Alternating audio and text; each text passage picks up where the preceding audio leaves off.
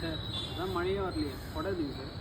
ஆமாம்ல இல்லை அதில் நெல்சன் வச்சிருப்பாரு, அதான் நானும் வச்சேன். நீ சொல்லுப்பா. போலாமா சார்? சார் நான் சொல்ல வர எல்லாமே ரியாலிட்டி தான். முருகன் கோயிலில் செப்பல் திருடாது யார்கிட்ட எடுத்து போய் கொடுத்தோன்றதுலேருந்து டேட்டு பேர் ஊர் டைமிங் எல்லாமே ரியாலிட்டி தான் சார். படத்துக்கு முன்னாடி ஒரு கார்டு ஒன்று போடுவீங்களா, இதெல்லாம் படத்தில் வரதெல்லாம் ஃபீலானு மறக்காமல் போட்டுருங்க சார். செப்பல் திருடினா நாங்கள் மட்டும் இல்லை, அதை போட்டுன்னு போன சித்தப்பா பெரியப்பா அண்ணன் தம்பி ஃப்ரெண்ட்ஸுங்க எல்லாம் மாட்டுவானுங்க. அப்புறம் சிக்கமாயிடும் சார். சார் அடுத்து நம்ம கேஸ் தான், நான் போயிட்டு வந்து மிச்ச கதையாக சொல்கிறேன். என்னடா இதெல்லாம்?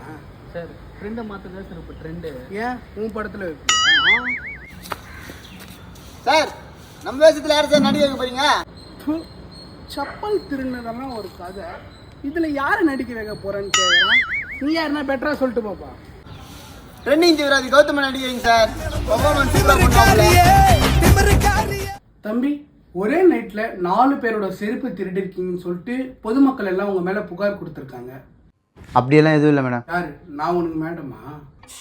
Sorry sir. சம்பவம் அன்றைக்கி என் ஃப்ரெண்ட்ஸ் கூட மன்மதன் 2 படத்துக்கு போயிருந்தேன் சார். சார் அந்த படம் முடிச்சுட்டு நான் ஃப்ரெண்ட்ஸ் கூட வெளியே போயிட்டு காலைல தான் சார் வீடு திரும்பினேன். அந்த செப்பல் திருநதுக்கு எனக்கு எந்த சம்மந்தம் இல்லை சார். அவங்க கொடுத்த புகார் எல்லாம் போய் சார்.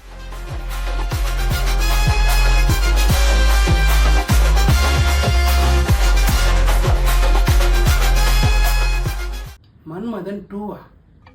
மன்மதன் 2 ரிலீஸ் ஆயிருக்கு?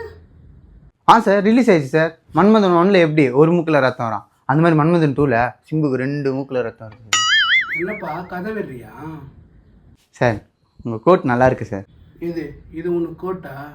நானே கோட் இல்லைன்னு சொல்லிட்டு ஒரு பேண்ட் எடுத்து மேலே போட்டு டென்ஷன் ஏற்றி இவன் கதை விடுறாம்மா, இவனை தூக்கி ஜெயிலில் போடுங்க.